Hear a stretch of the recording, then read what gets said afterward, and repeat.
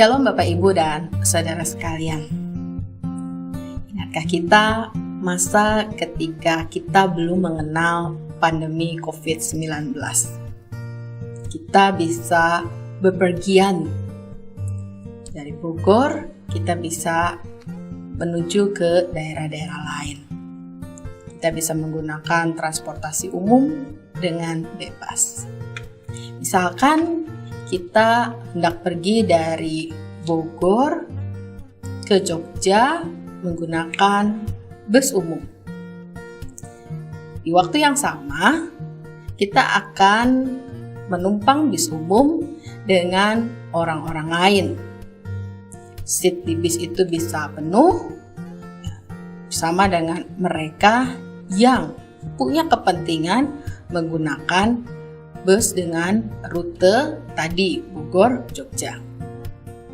Orang-orang tersebut bisa ada yang turun di tempat-tempat yang dilintasi oleh bus tersebut. Apalagi kalau kita mengingat zaman di mana kita belum memiliki tol yang langsung begitu, mana kita harus menggunakan jalan biasa, orang bisa saja menggunakan trayek bus tersebut untuk turun di tujuan-tujuan selain Yogyakarta.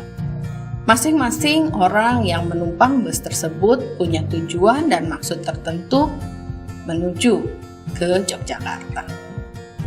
Kita ada dalam bus yang sama. Kita sama-sama jalan.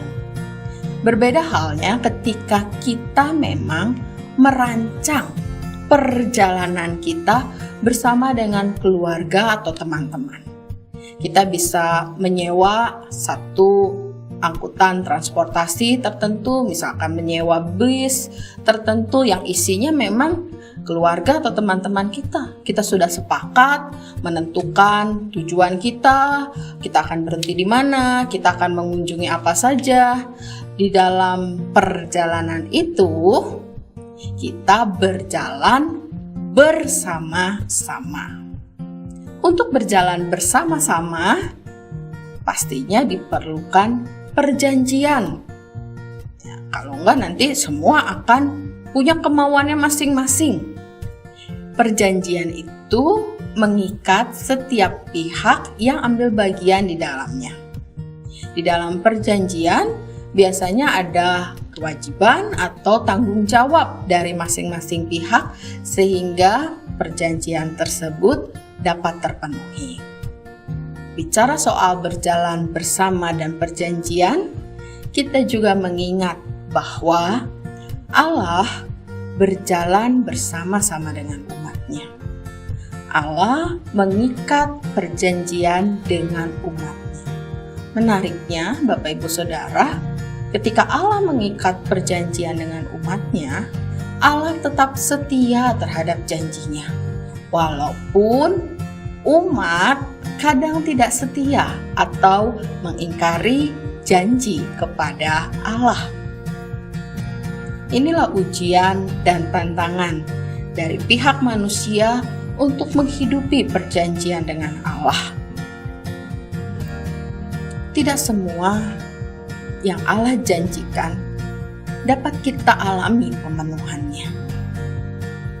Pertanyaannya adalah, apakah kita tetap akan setia memegang perjanjiannya? Hari ini kita belajar dari Kejadian pasal 17 ayat 1-8. Ketika Tuhan mengulangi janjinya kepada Abraham.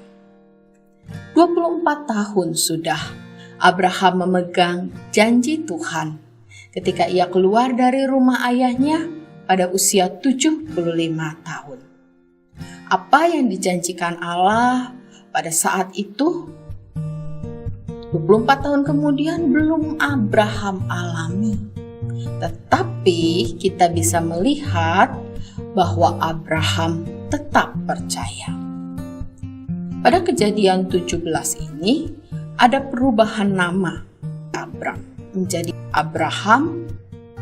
Ini menandakan ada babak baru di dalam perjalanan kehidupan Abram menghidupi janji Tuhan.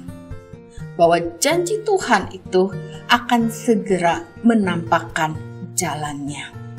Tuhan mempersiapkan kembali Abram dan Sarah untuk hidup di dalam ikatan perjanjian yang kekal dengan Dia. Bagian yang Tuhan minta dari Abram adalah hidup di hadapan Tuhan dengan tidak bercela. Artinya bahwa Abram menjalani kehidupannya dengan penuh kesungguhan dan kesetiaan memegang janji Tuhan. Bagaimanakah dengan kita? Kita dapat menemukan janji Tuhan melalui kebenaran firman-Nya. Apakah kita sungguh-sungguh terikat erat dalam janji Tuhan dan bersedia terus berjalan bersamanya? Meskipun saat ini kita belum mengalami janji Tuhan tersebut, adakah kesulitan atau tantangan yang kita rasakan untuk terus berjalan bersama dengan Tuhan? Bagaimana kita mengatasinya? Kita pun sama seperti Abram yang diminta Tuhan untuk hidup di hadapannya dengan tidak bercela. Bagaimana kita akan melakukannya? Selamat merenungkan. Tuhan akan memampukan saudara selalu.